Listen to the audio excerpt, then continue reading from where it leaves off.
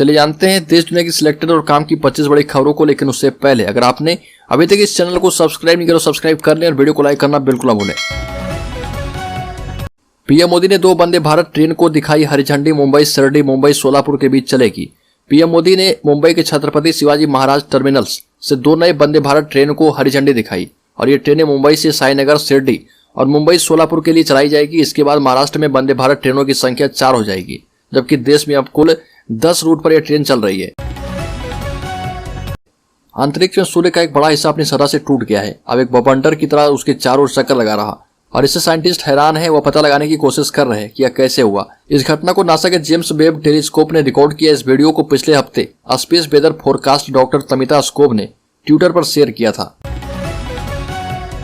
देश में पहली बार लिथियम मिला। जम्मू कश्मीर के रियासी में 59 लाख टन का भंडार। यहाँ सोने के 5 ब्लॉक भी हैं।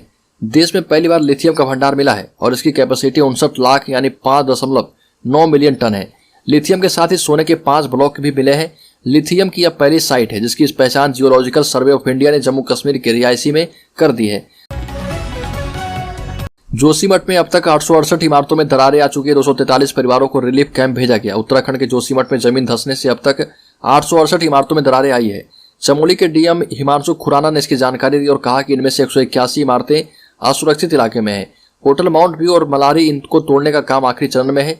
यह भी कहा कि 243 आपदा प्रभावित परिवारों के 878 सदस्य राहत शिविरों में हैं। उन्हें खाने पीने और दवाओं की सुविधाएं मुहैया कराई जा रही है।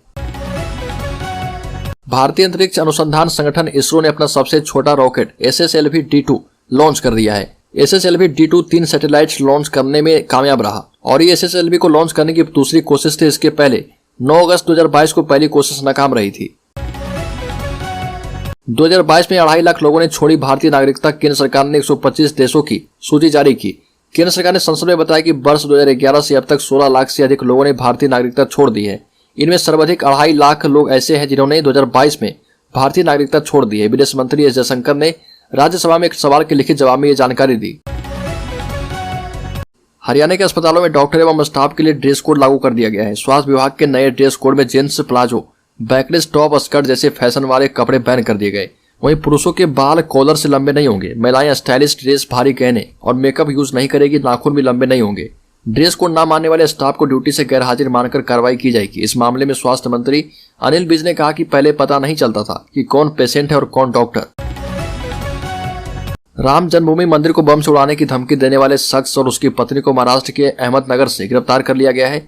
2 फरवरी को सुबह लगभग 5 बजे राम जन्मभूमि परिसर के पड़ोस में रहने वाले मनोज कुमार को किसी ने फोन पर राम मंदिर को बम से उड़ाने की धमकी दी।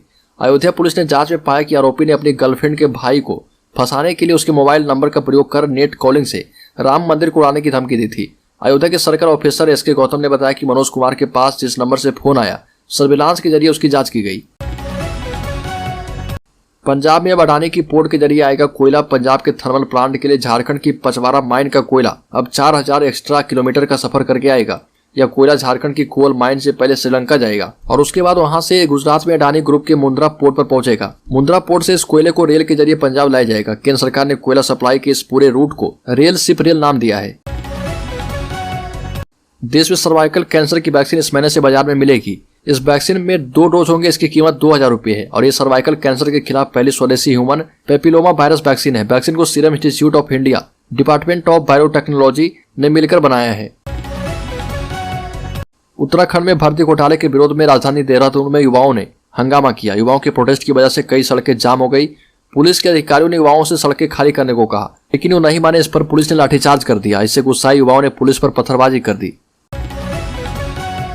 केंद्र की रिपोर्ट में हरियाणा को लगा झटका। प्रधानमंत्री की आर्थिक सलाहकार परिषद की सामाजिक प्रगति सूचकांक रिपोर्ट में हरियाणा को झटका लगा है। रिपोर्ट में हरियाणा को देश के सबसे असुरक्षित राज्यों में टॉप स्थान पर दिया गया है। नागरिक सुरक्षा को लेकर 100 में से 33 अंक मिले हैं और यह देश के 36 राज्यों में सबसे खराब स्थिति में है। केंद्र की रिपोर्ट में सामने आया है कि हरियाणा में महिलाओं के साथ होने वाले अपराध में 27% की 1 साल में बढ़ोतरी हुई है।